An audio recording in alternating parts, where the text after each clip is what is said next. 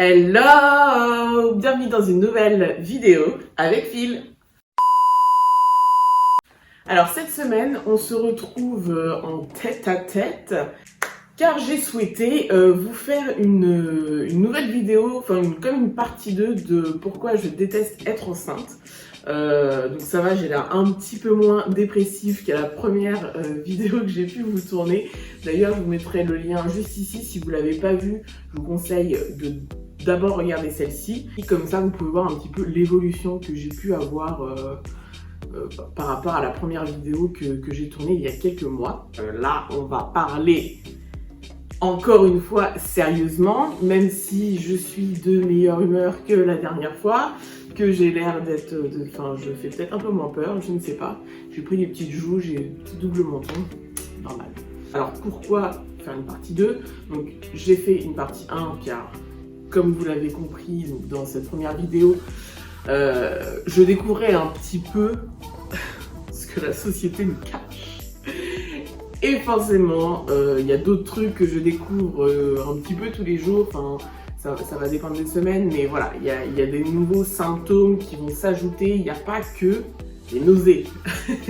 Alors, j'ai vraiment l'impression d'avoir été bête et inculte en fait par rapport à toute cette sphère de la grossesse, etc., etc.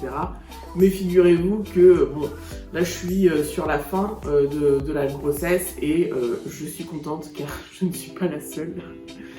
Je ne suis pas la seule à ne pas avoir d'informations. Limite, j'ai des informations, j'ai plus d'informations que certaines femmes. Et ça ne veut pas dire que ces femmes-là sont bêtes ou non. Mais je m'en suis rendu compte en discutant avec des personnes que je ne connais pas particulièrement, notamment au cours de préparation à l'accouchement. On se rend compte que chacun sait certaines choses, mais pas d'autres. D'autres quand même. Enfin, certaines choses quand même où c'est bien de le savoir. Bref. Et j'ai vu aussi, je suis tombée sur beaucoup de comptes TikTok. Alors voilà, c'est le téléphone qui nous écoute bien évidemment. Donc je me suis tellement plaint, je me plains tellement de ma grossesse. Genre TikTok, ils ont capté le truc. Ils ont vraiment capté le truc et ils se sont dit, vas-y, on va lui balancer des vidéos de maman qui n'aiment pas être enceinte. Je suis tombée sur plusieurs comptes TikTok qui normalisent le fait en fait de pas forcément apprécier être enceinte. Donc au début, je me suis dit, ah cool, je suis pas toute seule. Et puis après, je me suis dit, oh dommage, un contenu qui est exclusivement sur ça. Parce que peut-être que tu en arrêt de travail et que tu t'occupes, tu fais des TikTok, mais vu que tu es un petit peu encombré au niveau du ventre, tu peux pas faire tous les TikTok que tu veux, donc tu fais que des TikTok sur ta grossesse. C'est bien, mais je pense que tu as vite fait le tour.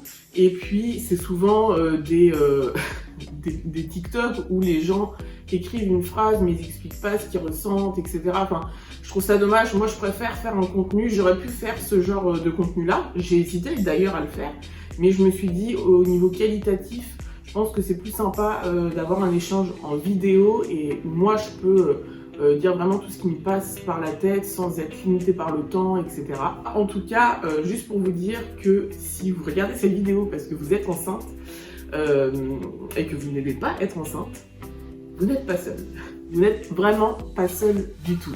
Et c'est pas grave du tout. C'est pour moi limite c'est normal. Enfin, moi vraiment je comprends pas ceux qui kiffent trop être enceinte, sauf les personnes qui sont toutes fines, qui prennent 8-9 kilos pendant leur grossesse, qui peuvent faire toutes les activités qu'elles ont envie. Enfin, il y a ce facteur là quand même, le facteur poids déjà, parce que faut se déplacer. Enfin, ça nous rajoute une charge. Plus le facteur symptômes, quelqu'un qui va pas avoir particulièrement de symptômes, il y en a. Moi j'ai eu des collègues de travail qui m'ont dit j'ai vraiment une super grossesse, moi j'ai rien eu du tout. Donc, moi je comprends, forcément. T'as rien eu du tout, t'as pris une dizaine de kilos, oui forcément tu kiffes ta grossesse. Et puis il y a les autres. Je pense que, alors je dis pas que tout le monde, toutes les personnes qui ont des symptômes n'aiment pas être enceintes, mais je pense qu'il y en a beaucoup et qui n'osent pas le dire parce que c'est vraiment extrêmement tabou. Moi je sais que j'ai choqué des gens en disant que je n'aimais pas être enceinte mais je m'en fous en fait. Parce que moi, je préfère le dire et de prévenir, par exemple, même des personnes qui n'ont pas eu d'enfant encore pour le moment. Et c'est ça qui est inquiétant, parce que moi, je me suis jamais renseignée avant. Hein. Après, voilà, je n'étais pas cette personne dans mon entourage à tomber enceinte. Mais moi, je ne me suis pas renseignée avant. Et donc, si j'ai un conseil à vous donner, si vous êtes dans le but d'avoir un enfant ou que vous êtes enceinte et que vous regardez cette vidéo, de conseiller à des personnes qui veulent avoir des enfants plus tard, qui sont pas encore enceintes, et leur conseiller de regarder cette vidéo parce que je pense que c'est hyper important de savoir avant pour pouvoir se préparer psychologiquement. Donc c'est parti pour une seconde liste pour la seconde partie de cette grossesse, parce que là j'arrive à la fin, il ne me reste plus que quelques semaines.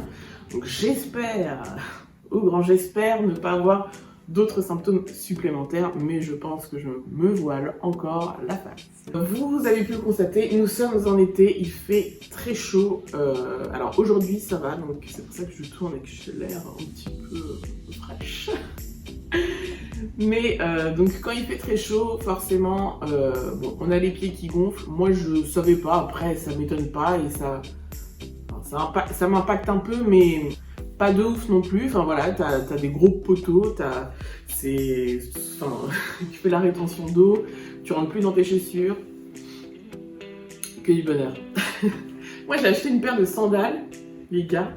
J'ai acheté une paire de sandales 2 tailles au-dessus que ma pointure habituelle sur une marque que je connais déjà, où je prends en taille 39 de base, et là j'ai pris en taille 41 et là c'est juste.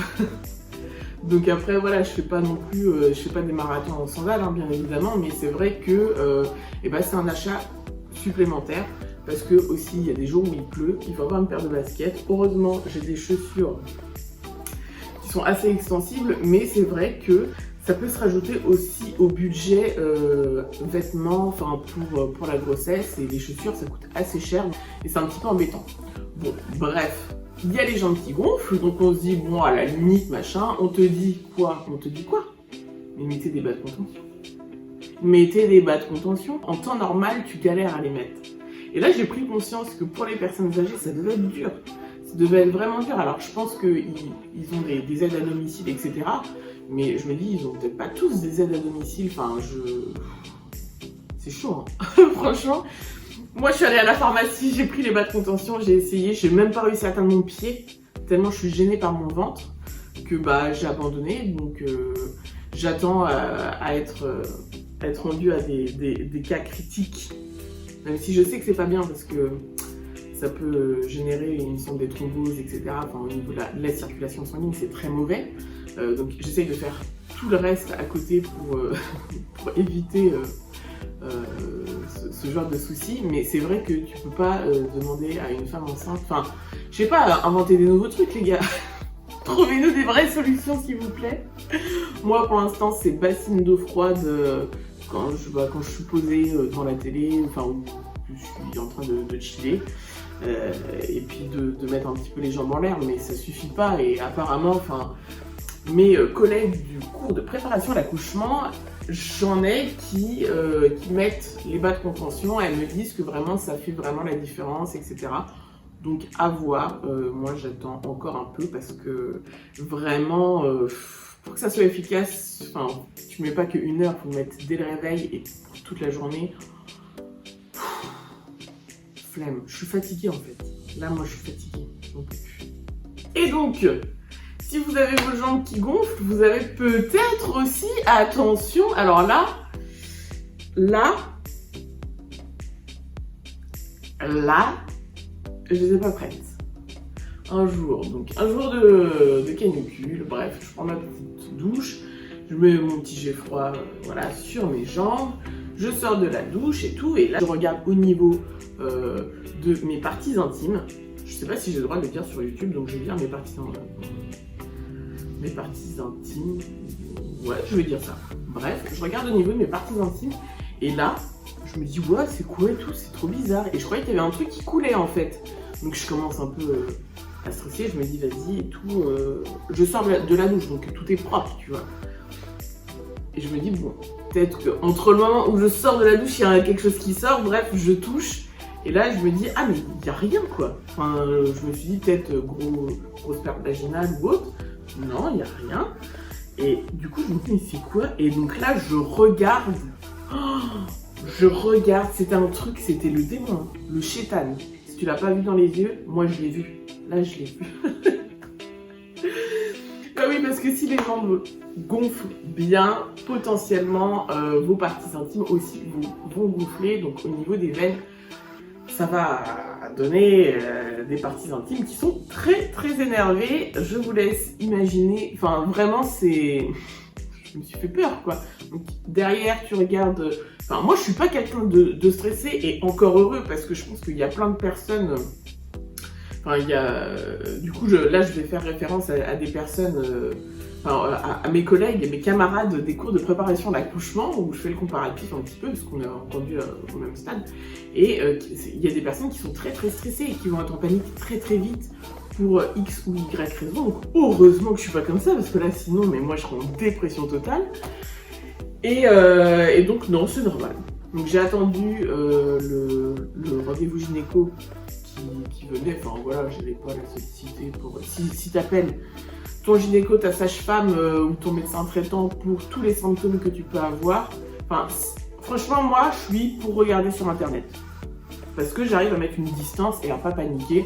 Et en vrai, en plus, moi, je trouve que sur les forums ou sur les sites de santé que j'ai pu trouver, il n'y a jamais eu de drama, tu vois. Et s'il y a des dramas, bah, peut-être qu'il faut consulter, là t'appelles ton médecin. Mais moi en tout cas, sur tout ce que j'ai regardé, c'était genre des symptômes classiques. Ah bon, bah frère, personne m'a rien dit.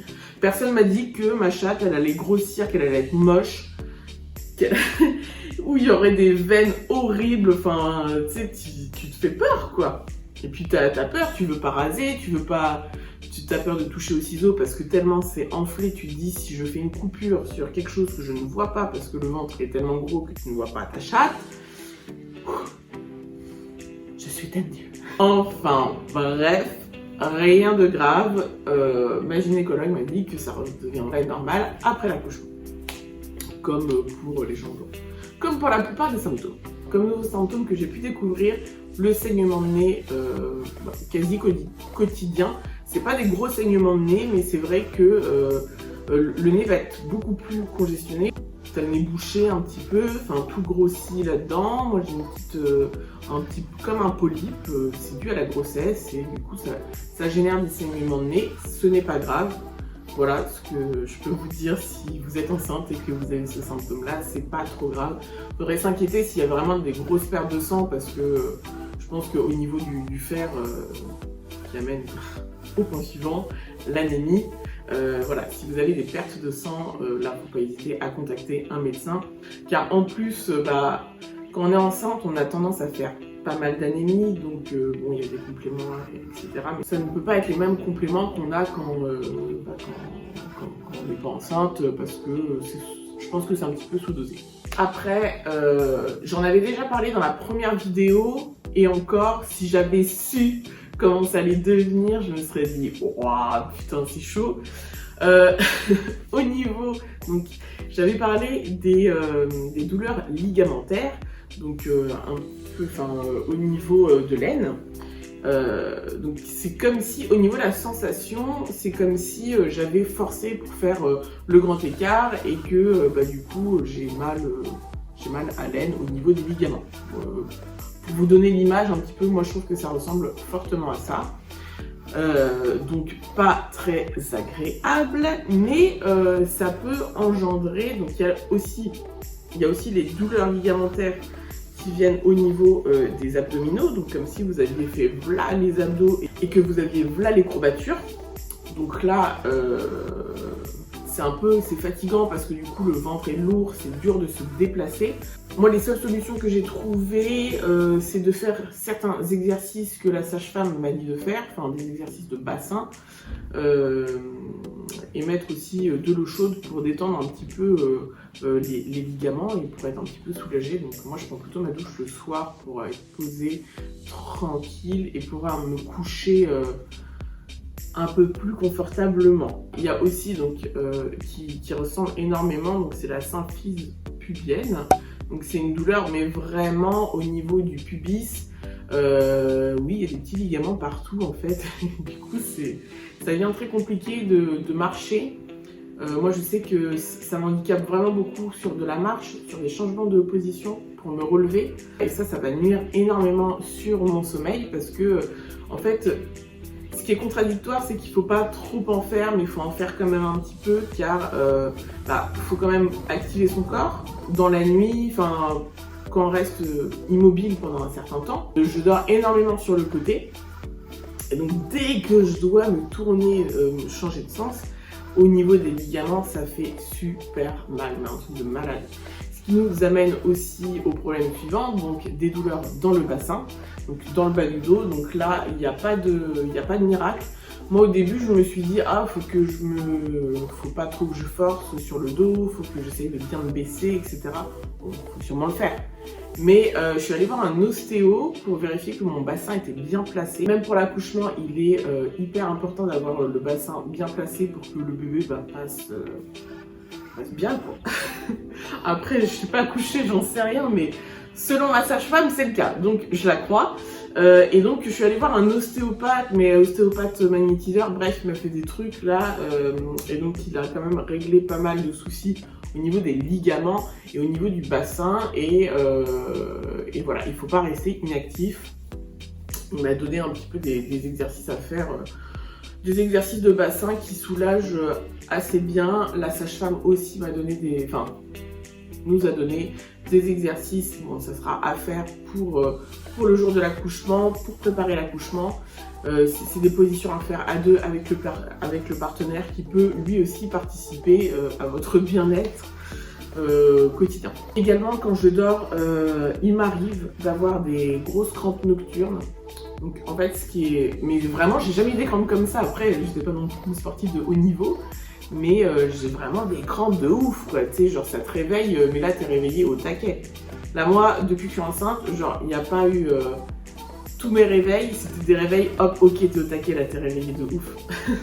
Parce que tellement t'as mal sur tel ou tel symptôme, c'est horrible. Pour éviter les crampes, qu'est-ce qu'il faut faire? Il faut bien sûr bien s'hydrater, sauf que, comment vous dire, je vous en avais déjà parlé dans la première vidéo. Donc moi j'ai des remontées acides, et là en fait plus l'utérus grossit, plus le fœtus grossit, plus le bébé grossit, plus ça appuie en fait, si vous voulez, je sais pas si vous voyez tout. Donc en gros mon estomac de base il est là. Là le bébé il remonte jusqu'au diaphragme. Donc si vous voulez, là mon estomac il est tout écrasé, donc forcément même pour des liquides ça prend de la place dans l'estomac, et ça me donne des remontées acides. Donc moi j'ai tendance à éviter de trop boire le soir, même si je sais que c'est pas bien et qu'il faudrait que je boive beaucoup plus, déjà dans ma vie normale, mais là c'est encore pire parce que je suis enceinte. Ce qui nous amène à ces superbes remontées acides. Je pense que c'est le pire symptôme de ma deuxième partie de grossesse, parce qu'en vrai les douleurs physiques, les pieds gonflés, enfin voilà, les douleurs ligamentaires, c'est hyper dur parce que c'est tous les jours, et on sait que ça va pas s'arrêter tout de suite. C'est pas comme quand on est malade où on sait ça dure une semaine et puis après tu refais ta vie, enfin bref, tu sais que c'est sur un temps donné. Là c'est long, tu sais pas, il y a des jours avec, il y a des jours sans en fait. Mais là les remontées acides, vraiment pour les gens qui aiment manger, pour les gens qui aiment boire, juste boire. Enfin bon, vraiment c'est l'enfer, c'est l'enfer. J'ai pas les mots. Là je le dis vraiment avec le sourire, hein. Mais moi, combien de fois j'ai pleuré? Vraiment combien de fois j'ai pleuré parce que une fois de plus, j'ai trop la dalle et je peux pas manger ce que je veux. On m'a donné des médicaments, hein. Il y a des médicaments pour ça, mais moi j'ai vraiment du mal à prendre, et je parle pas de Gaviscon. Le Gaviscon ça marche pas. Moi des fois j'en prends un histoire de quoi, mais ça marche pas, ça marche pas. C'est vraiment pour une petite touche sucrée quoi, comme un dessert. Horrible. Non, ne faites surtout pas ça, c'est pas nécessaire, mais Voilà, en vrai, moi je suis pas fan, dans la vie de tous les jours, hors grossesse, je ne suis jamais malade. Donc mon corps n'ingère jamais de médicaments, je n'ai jamais bouffé autant de médocs de toute ma vie. Et alors que j'ai pas une grossesse à risque, j'ai pas, voilà, j'ai pas de problème particulier qui nécessite un traitement bon. Et là, j'ai des remontées acides, et sauf qu'il faut que je mange. Et forcément, on me donne des médocs, mais moi j'essaye de pas en prendre tous les jours pour pas habituer mon corps. Enfin, j'ai lu des articles aussi qui disaient que, bon après là c'est peut-être différent dans le cadre d'une grossesse, mais qu'en règle générale, il faut pas trop habituer son corps à prendre des médicaments qui vont réguler le pH de votre estomac afin d'éviter les remontées acides, parce que ça peut tout détraquer en fait. Et donc c'est pour ça que j'essaie de limiter. Donc après, forcément, quand je sais que je vais manger dehors et tout, je prends un médicament, mais il faut quand même que je mange pas trop tard, il faut quand même que je fasse attention à ce qu'il y a dans mon assiette. Et je fais des écarts, hein. je sais que je vais le payer. Je sais que je vais le payer. Des fois, je regarde mon assiette et je me dis, ouais vas-y, thug life. Et après, qui c'est qui se réveille à 2h du matin? J'ai encore presque vomi, j'ai ravalé mon vomi et je me sens pas bien et je m'étouffe. Je te jure, j'en peux plus loin. Donc là, moi je suis là, je me lève à 2h du matin, je bois mon petit lait, mon petit verre de lait frais. Je fais toutes les astuces de grand-mère en fait pour essayer de me rendormir. Je me recouche, 1 heure après, je vais me réveiller, je vais retourner boire mon lait. Enfin voilà, c'est juste que tout ça, ça va pourrir la qualité de sommeil. On va perdre en patience. Enfin moi en tout cas, j'ai perdu en patience. Pour les remontées acides, franchement, c'est pareil. On m'a dit, direct après l'accouchement, votre estomac, il n'aura pas repris sa forme initiale, mais déjà, il ne sera pas compressé par le bébé. Donc je pourrais remanger normalement et ça c'est une très bonne nouvelle. Heureusement, parce que si on m'avait dit ça va mettre 2 mois à se remettre en place, là j'aurais pété un câble. Déjà que, et encore là je le prends mieux parce que j'approche fortement de la fin. Mais franchement, ne pas pouvoir manger ce qu'on a envie, alors je sais qu'il y a des gens, il y a des pays où on n'a pas la possibilité de faire tout ça. Nous on l'a. Hein. Nous, moi j'ai la possibilité de le faire, c'est juste que je ne peux pas. J'avais pas imaginé ça en fait dans ma grossesse, parce que à la télé, quand tu vois les gens, oh j'ai trop envie de manger ça, j'ai trop envie de manger ça, les gens ils mangent. Moi je mange pas. Il n'y a pas de. Moi on me laisse même pas l'occasion d'avoir des envies en fait par rapport à la nourriture. Je n'ai pas le droit. Je n'ai pas le droit, donc. On s'alimente comme on peut et des fois je me fais des kiffs bien sûr parce que sinon là je sens en fait une frustration qui est en train de grimper et le risque c'est que je prenne du poids après l'accouchement parce que j'aurais été privée pendant des mois de plein d'aliments. Déjà il y a les restrictions pour la listérose, la salmonelle, etc. Donc il y a plein de choses que je peux pas manger, mais ça c'était ok parce que je m'étais préparée psychologiquement. Mais par contre tout le reste, tous les aliments dits acides, donc c'est plein de choses, c'est juste genre de la tomate, c'est acide. Il y a de l'acidité dans la tomate, donc ce n'est pas conseillé. Enfin bref, il n'y a pas beaucoup d'aliments on dit alcalins, donc les aliments alcalins ça va être des aliments qui vont réguler le pH en fait de votre estomac et qui vont vous éviter d'avoir des remontées acides.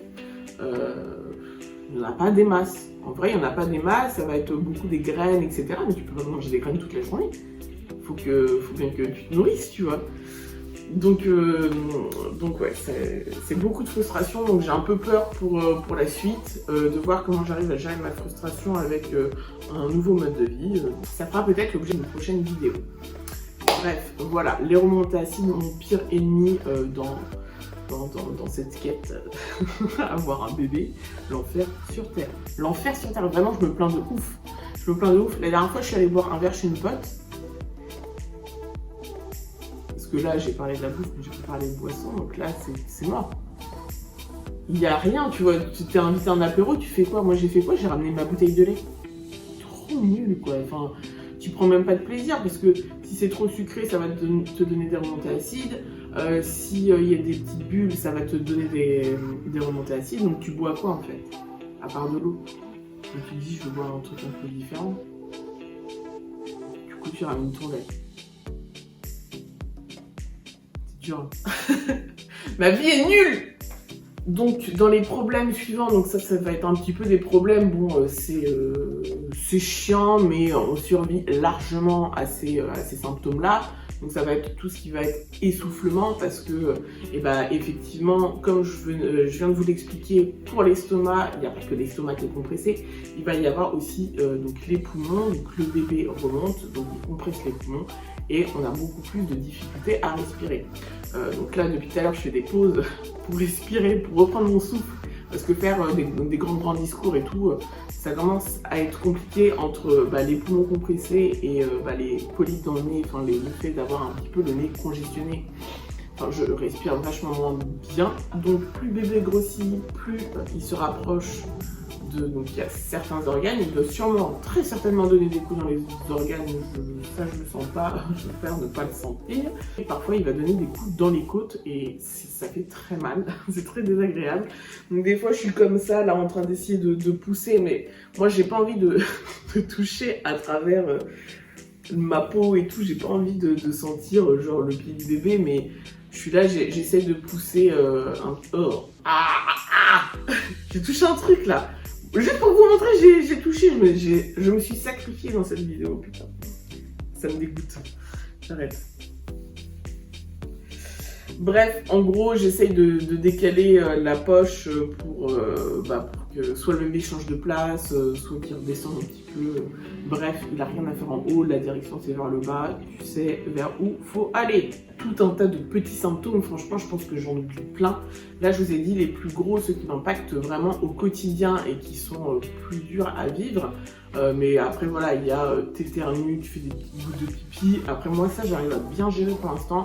Je sais qu'il y a certaines femmes où là, c'est mort, mais elles, depuis déjà plusieurs semaines. Donc, à ce niveau-là, c'est assez rassurant. Mais bon, en même temps, je vais faire pipi toutes les 20, 30 ou 40 minutes, sauf si je reste assise et que je bouge ou je sens pas trop. Mais ça dépend parce que le bébé va taper aussi dans la vessie, donc tu vas avoir l'impression d'avoir envie de pisser. Enfin bref, c'est l'enfer sur terre. Il y a aussi, et ça je voulais vraiment en parler, j'espère que la vidéo va pas être trop longue, je voulais vous parler de la libido. Parce que je pense que c'est un sujet hyper tabou. Après, ce que je comprends, tout le monde va pas aller raconter ou poser des questions à la première femme enceinte qu'elle croise ou à n'importe quelle femme, enfin sa mère, enfin voilà, ça dépend de comment la parole est libérée chez vous et chez la personne qui est en face de vous. La libido, pendant qu'on est enceinte, ça peut être tout ou rien, c'est qu'une histoire d'hormones. Soit vous avez très envie, et tant mieux, grand bien vous fasse, mais encore je pense que c'est sur un certain stade, c'est sur une partie de la grossesse où soit il y a plus du tout d'envie en fait, et moi c'est mon cas, moi j'ai plus du tout de libido, même si j'aimerais même me sentir femme, etc. et prendre du plaisir, m'accorder un moment de pause dans tout ça, oublier que le fait que je vais devenir maman. Mais en fait, tu te sens tellement mal dans ton corps, c'est tellement pas bien, comme j'ai pu le dire dans la première vidéo sur ma grossesse, le corps change très vite. Déjà, on apprend à vivre tous les jours avec. Moi, tous les jours, j'essaie de trouver des nouvelles techniques pour me déplacer, pour faire ceci ou cela. Donc du coup, moi, je me sens pas à l'aise. Je me sens pas belle, je me sens pas femme, alors que je suis une femme qui porte la vie, mais là je me sens même pas maman, enfin bref, moi je me sens comme une vieille chaussette là qui traîne par terre, qu'on a abandonnée et qui prend la poussière et qui accumule et je sais pas.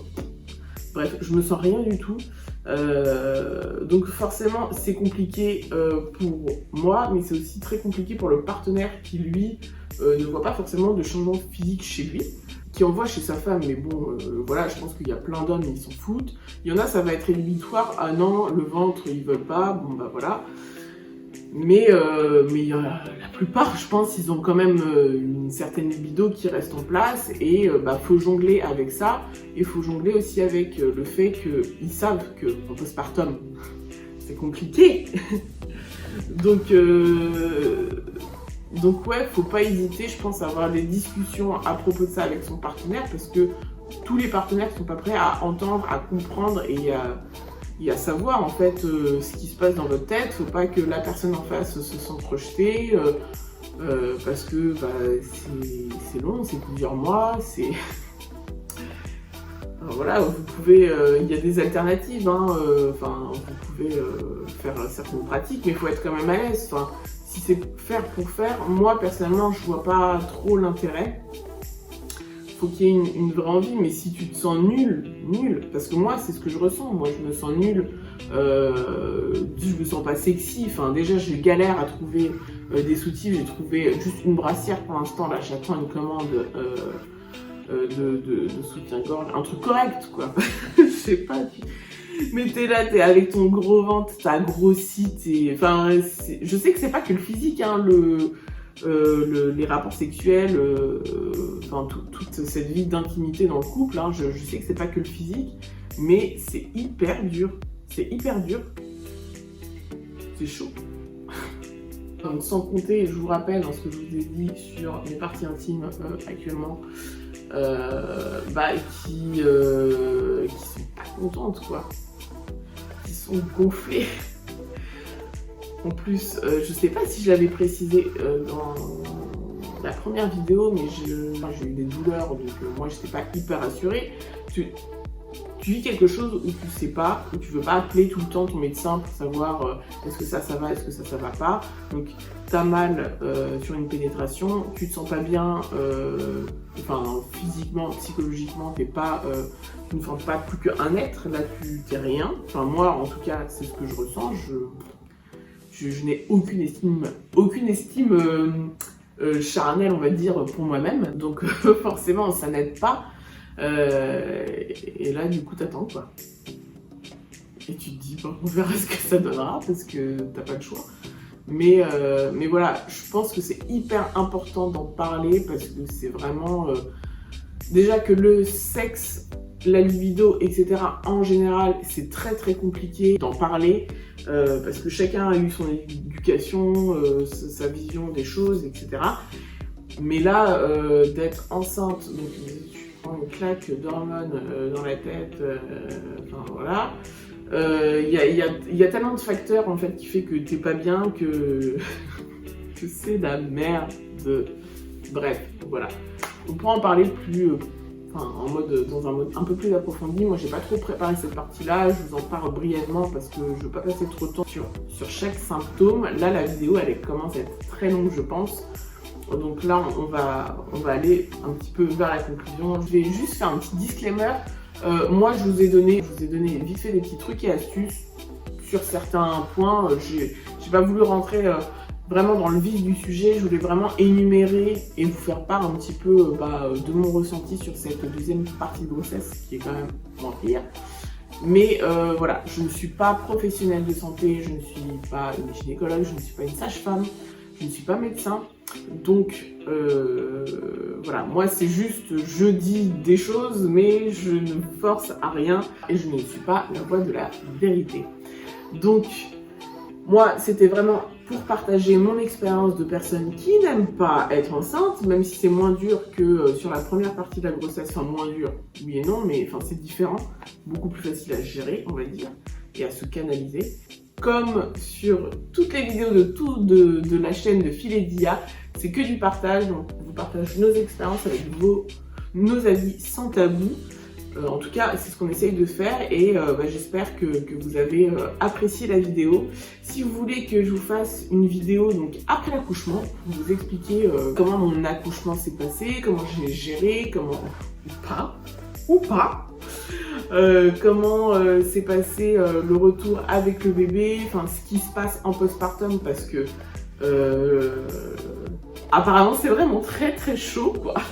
On est sur un taux de dépression assez élevé, il me semble, un taux de baby blues assez élevé, donc moi il n'y a pas de problème pour vous en parler, pour vous dire un petit peu plus.